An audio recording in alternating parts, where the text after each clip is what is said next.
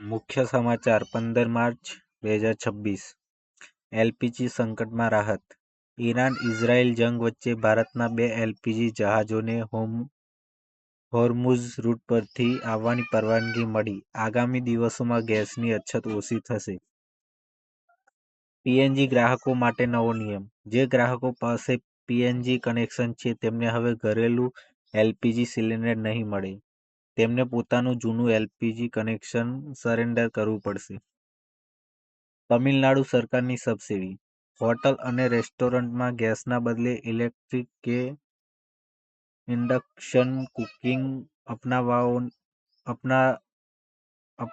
અપનાવનારાઓને વીજળીમાં ₹2 પ્રતિ યુનિટની સબસિડી આપવામાં આવશે. હવાઈ મુસાફરી મોંઘી થઈ. એર ઇન્ડિયા અને ઇન્ડિગો બાદ હવે આકાશ એર એ પણ 15 માર્ચથી ટિકિટના દરોમાં ₹1300 સુધીનું ફ્યુઅલ ચાર્જ વધાર્યો છે. સોના વાકચૂકની મુક્તિ. લદ્દાખના એક્ટિવિસ્ટ સોનમ વાકચૂક પરથી એનએસએ હટાવી લેવામાં આવ્યો છે. 170 દિવસ બાદ તેઓ જોધપુર જેલમાંથી મુક્ત થયા.